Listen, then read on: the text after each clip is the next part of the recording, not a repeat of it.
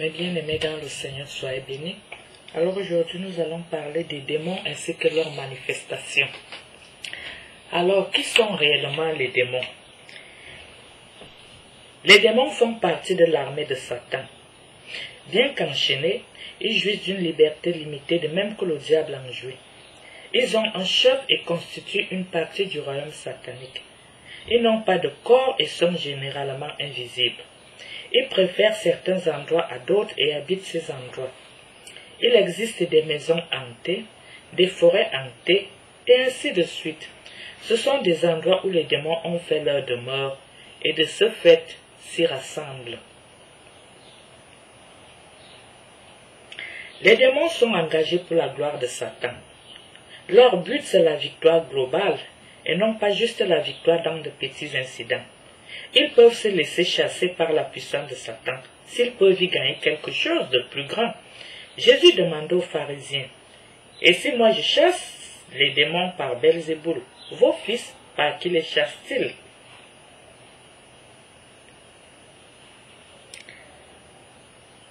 Mes bien-aimés dans le Seigneur, comme on dit toujours, Satan ne donne rien pour rien.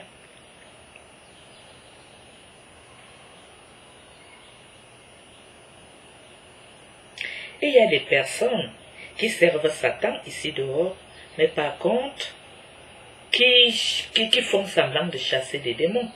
Alors, c'est une ruse du diable pour s'assurer que Satan gagne quelque chose de plus grand. Vous voyez un ennemi de Dieu qui ne prie jamais, qui pratique la magie, mais qui se lève et dit qu'il chasse les démons.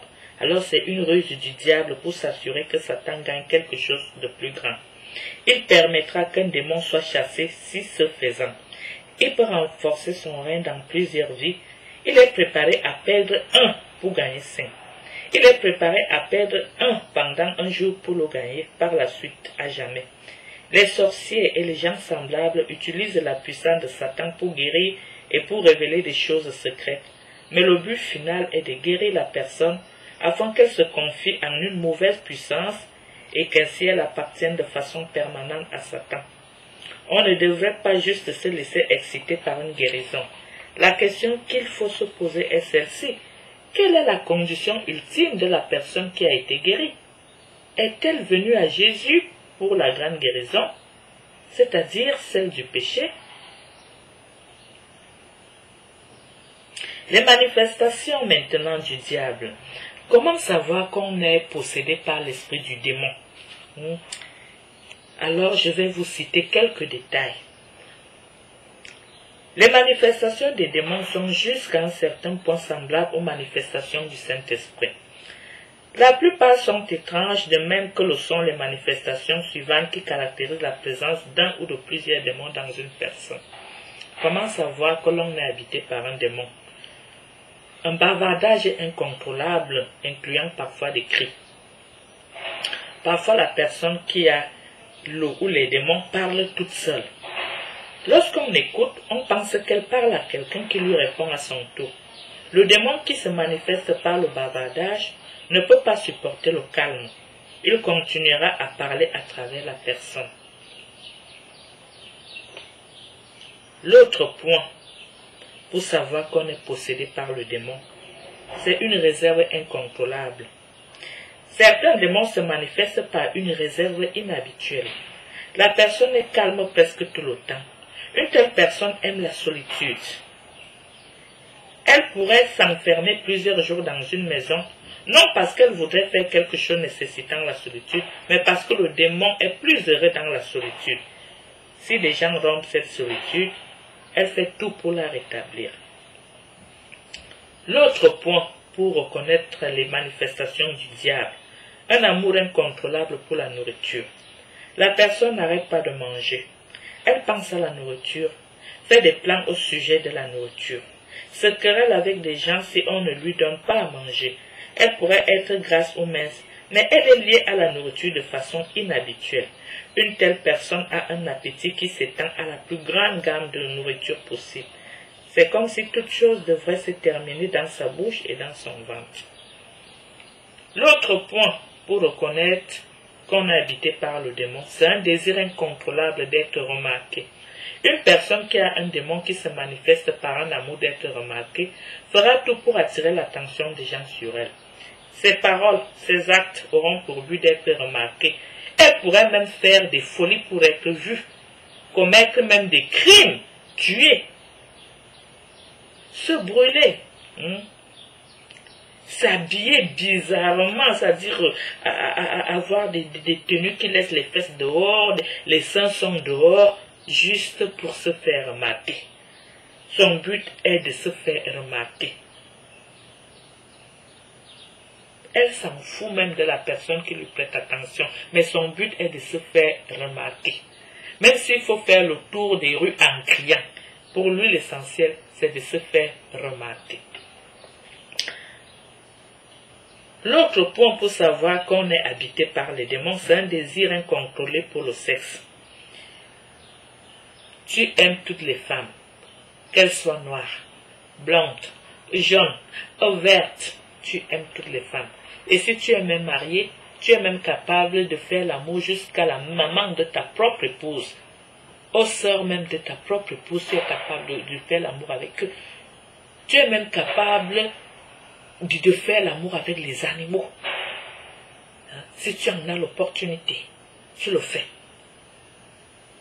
Si tu es un homme, tu vas même avec les hommes comme toi, ainsi de suite. C'est-à-dire tu es ce qu'on appelle vulgairement ici dehors un obsédé sexuel.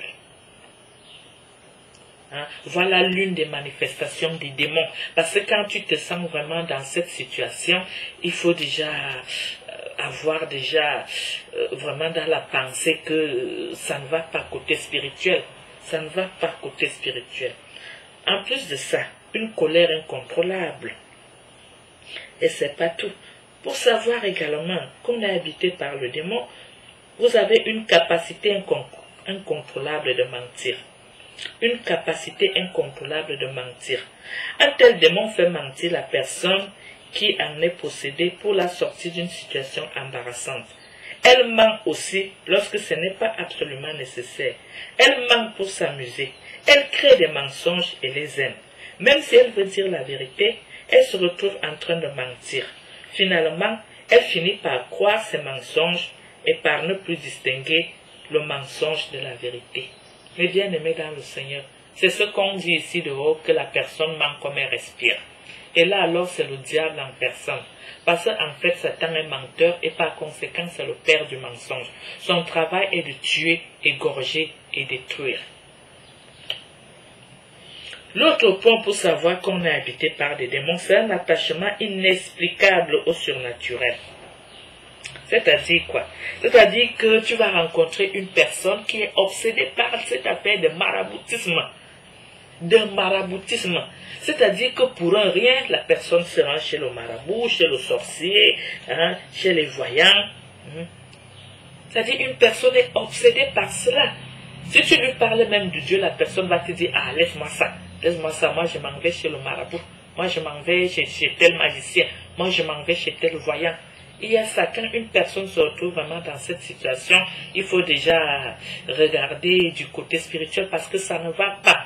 Ce sont des manifestations diaboliques. Le diable évite que tu ailles rencontrer ton Dieu et te pousse à rencontrer des charlatans, des marabouts, parce que ce sont ces gens, c'est la même famille, ce sont les mêmes gens.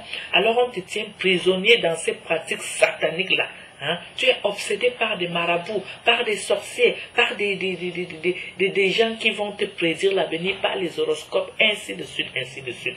Alors quand tu te retrouves vraiment dans cette situation, pour un rien, tu penses aller vers les marabouts, les charlatans, les magiciens. Alors il faut déjà penser que tu es vraiment sous l'emprise des démons.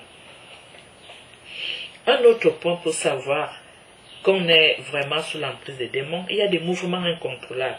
Les mains, les jambes, la tête, les yeux, les cordes vocales, la langue, les joues, les muscles, les pieds remuent tout seul.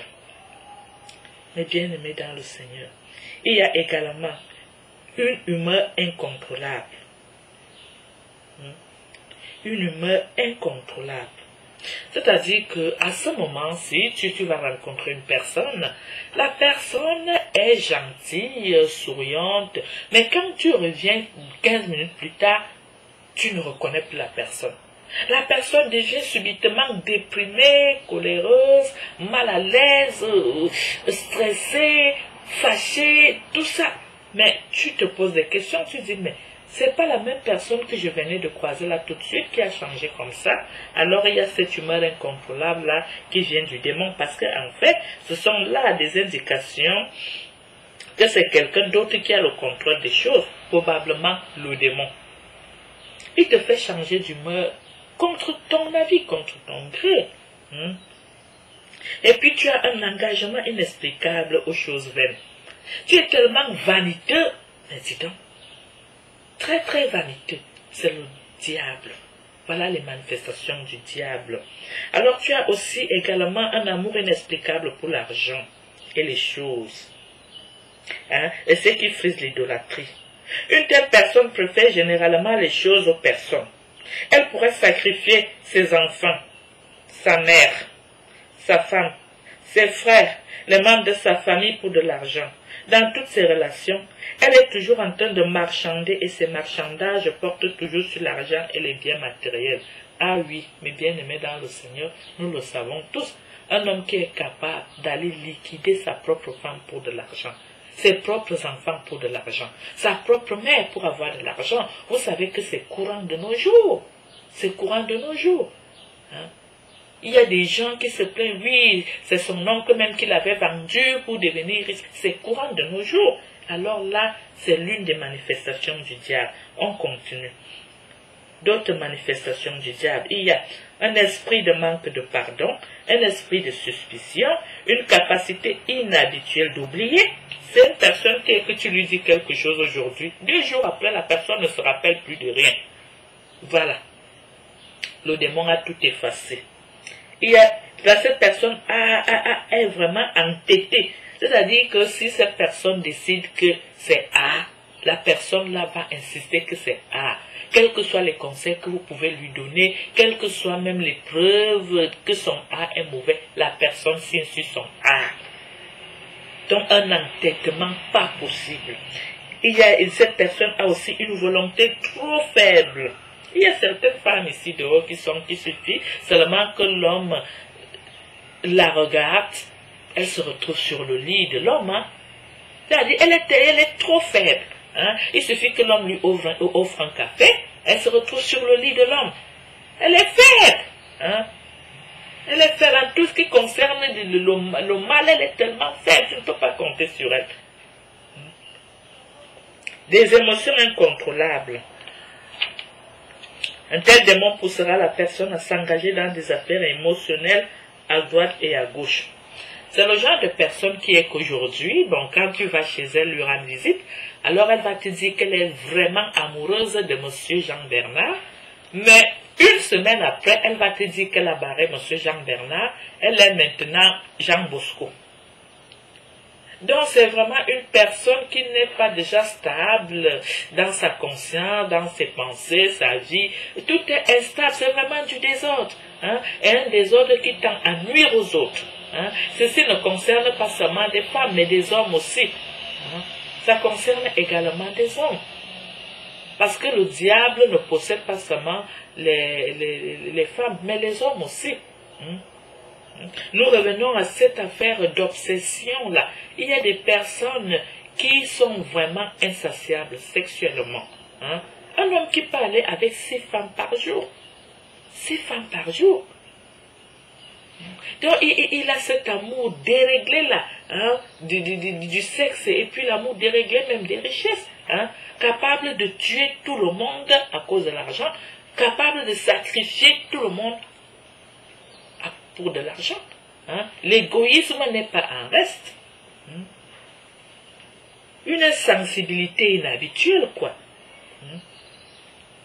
Et puis des personnes habitées également par des démons sont des personnes qui ont la force, qui ont la force que quelqu'un de naturel, de simple n'a pas.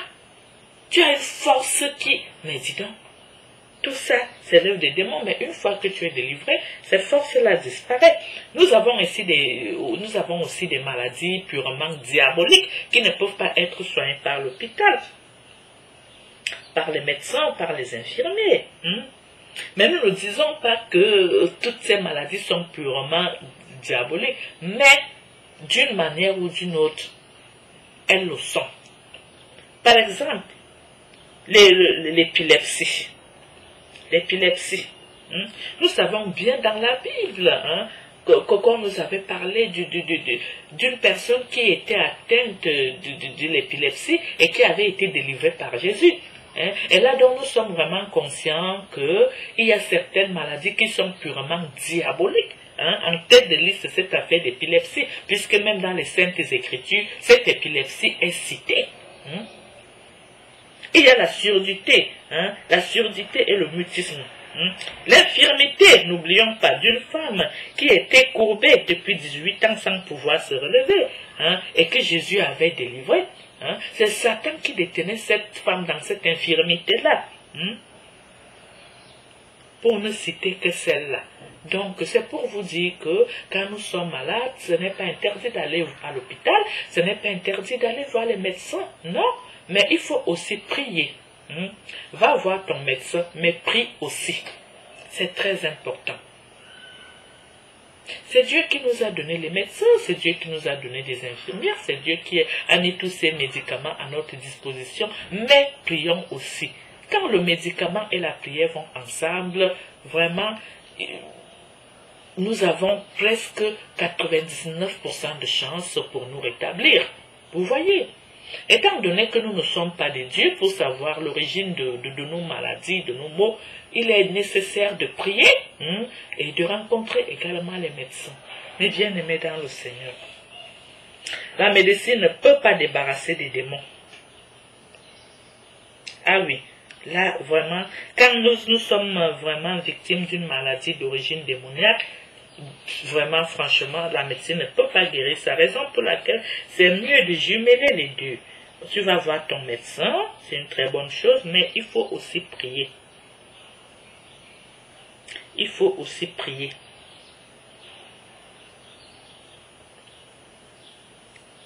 Si notre évangile est encore voilé, il est voilé pour ceux qui périssent, pour les incrédules dont le Dieu de ce siècle a aveuglé l'intelligence, afin qu'ils ne visent pas briller la splendeur de l'évangile de la gloire du Christ, qui est l'image de Dieu. Mes bien-aimés dans le Seigneur. Mes bien-aimés dans le Seigneur. Aujourd'hui, je pense que le partage a été vraiment fructueux. Je vous remercie de tout cœur d'avoir accepté partager avec nous. Nous nous retrouverons au partage suivant et que le bon Dieu bénisse chacun de vous. Au revoir.